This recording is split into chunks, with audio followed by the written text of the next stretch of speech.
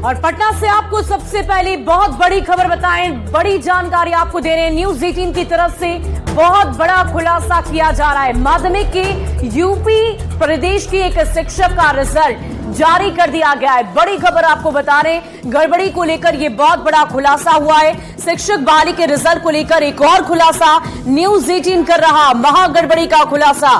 माध्यमिक के रिजल्ट में यूपी के अभ्यर्थी पास हो गए। अभ्यर्थी चित्तरंजन कुमार का सामाजिक विज्ञान से रिजल्ट सामने आ गया है। रिजल्ट के बाद पश्चिमी चंपारण में डॉक्यूमेंट वेरिफिकेशन में भी वो सफल पाए गए। बीपीएससी और शिक्षा विभाग का दावा फेल हो गया है।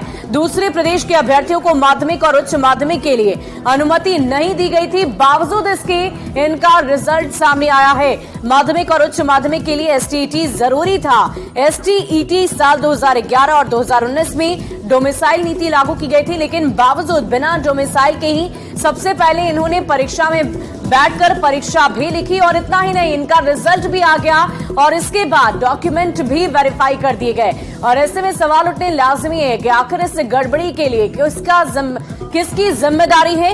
और ऐसे में न्यूज 18 कई तरह के सवाल पूछ रहा है कि इस गड़बड़ी को लेकर कौन जवाब देगा। और सबसे पहले जब एसटीईटी 2011 डोमिसाइल लागू की गई थी तो कैसे इस शिक्षक का रिजल्ट सामने आ गया, बाहरी अभ्यर्थियों को नियुक्ति कैसे दी जा रही है, साथ ही साथ एसटीईटी के आधार पर नियुक्ति कैसे दी जा रही है।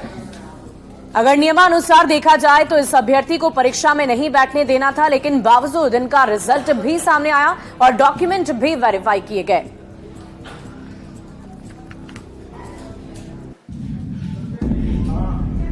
और शिक्षक बहाली प्रक्रिया को लेकर लगातार अब बिहार में सियासी गलियारों में भी चर्चा तेज हो गई है। अलग अलग नेताओं की तरफ से अलग अलग तरह के बयान दिए जा रहे हैं। क्या कुछ कह रहे हैं सियासत से जुड़े लोग, आप भी सुनिए। बिहार का शिक्षक बहाली घोटाला जो हुआ है, इसका जवाब कब देगी बिहार सरकार?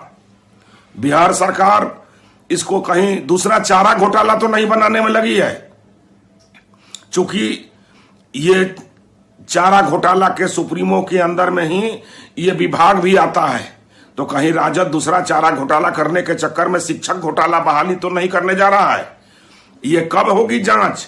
माननीय मुख्यमंत्री जी, आप कब न्याय देंगे बिहार को, बिहार के शिक्षकों को, बेरोजगारों को, नौजवानों को, नौनिहालों को? जो राजनीति करना चाहते हैं वो भ्रम फैला करके, भ्रम की स्थिति खड़ा करके कहीं ना कहीं हमारे संकल्पों को, जो हमारा संकल्प रहा है कि हम नौजवानों को रोजगार देंगे, हम नौजवानों को नौकरी देंगे, अब विवाद के रूप में खड़ा करके अपनी राजनीतिक रोटी सेकना चाहते हैं। वैसे लोग भ्रम की स्थिति खड़ा करके नौजवानों के बीच में जो राजनीति करना चाहते हैं, वो राजनीति बिहार में चलने वाली नहीं है। लोगों में हर्ष का माहौल है।